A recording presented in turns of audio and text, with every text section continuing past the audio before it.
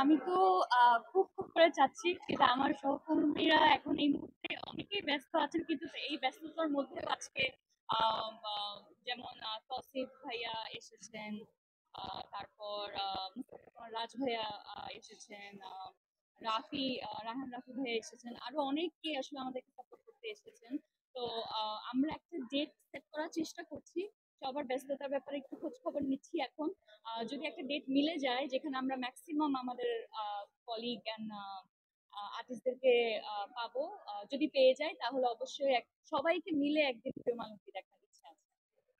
ভালো মুভি তো দেখা যাবে, ওটা কমার্শিয়াল হবে নাকি কি হবে আমি জানি না। আমি মুভিকে মুভি মনে করি এবং ভালো গল্পের সাথে থাকতে চাই, যেটা যে মাধ্যমেই আমার কাছে আসুক না কেন। আমি যদি নাটকের মাধ্যমেও একটা ভালো গল্প বা ভালো চরিত্র নিয়ে আসতে পারি সেটা করবো, যদি ওটিটি কন্টেন্ট হিসাবে আসে তাহলে সেটা করবো, আর চলচ্চিত্র হিসাবে আসলে তাহলে তো আর কথাই নেই সেটা।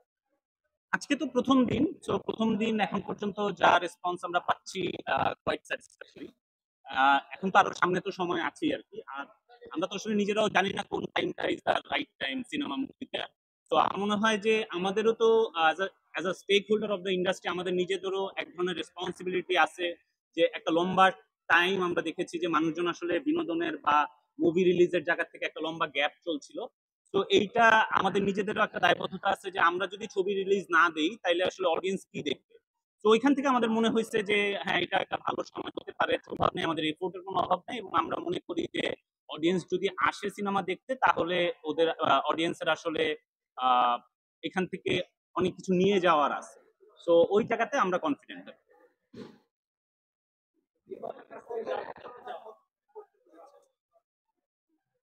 আমরা তো এটা একটা লম্বা সময় ধরেই আমাদের এই সিনেমাটা জার্নিটা চলছে। এর আগে আমরা কয়েকটা ফেস্টিভ্যালও গিয়েছি, সেখান থেকেও আমাদের রেসপন্স খুবই ভালো ছিল, এবং ওইগুলো আমরা সামনে মানুষের কাছে নিয়ে আসছিলাম যে আমরা কি ধরনের রেসপন্স পাচ্ছি।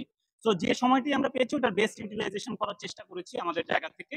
তো এখন দেখা যাক, এখন বাকিটা আসলে অডিয়েন্সের উপরে। আর আপনারা তো আছেনই, আপনারা প্রতিনিয়ত আমাদেরকে যেভাবে কোঅপারেট করছেন আমাদের বিভিন্ন ধরনের নিউজ অডিয়েন্সের কাছে পৌঁছে দেওয়ার জন্য। তো সেই জায়গা থেকেও আমরা we are very grateful to you guys. আমার মনে হয় আজকে আমরা মুভি নিয়ে কথা বলি। দেখা উচিত কেন? আমার মনে হয় এটা আমাদের ডিরেক্টর বললে সবচেয়ে ভালো বলতে পারবেন। এমনিতেই আমি একটু উল্টাপাল্টা বলি। প্রিয় মালতী দর্শককে দেখা উচিত, কারণ প্রিয় মালতীতে আসলে দর্শক অনেকগুলো ইস্যুর সাথে নিজেদেরকে কানেক্ট করতে পারবে, যেটা আমাদের প্রতিদিনের জীবনে ডেইলি লাইফে আমরা আসলে ফেস করি। আমাদের সিস্টেমেটিক প্রবলেম, আমাদের সোসাইটাল কনফ্লিক্ট, আমাদের রিলিজিয়াস কনফ্লিক্ট, আমাদের ব্যুরোক্রেটিক মেজ, এরকম আরো অনেক ইস্যুস আছে যেটার সাথে সাধারণ নাগরিক যারা তারা নিজেদেরকে কানেক্ট করতে পারবে। এবং আমার মনে হয় যে একটা ফিল্মের মধ্যে এরকম অনেকগুলো ইস্যুস যখন আসে তখন সেটা অডিয়েন্স খুব তাড়াতাড়ি রিলেট করতে পারে। যেটার এক্সাম্পল আমরা আজকে এখন পর্যন্ত যে শো গুলো হয়েছে সেটার অডিয়েন্স রিয়াকশন থেকে আসলে বুঝতে পেরেছি।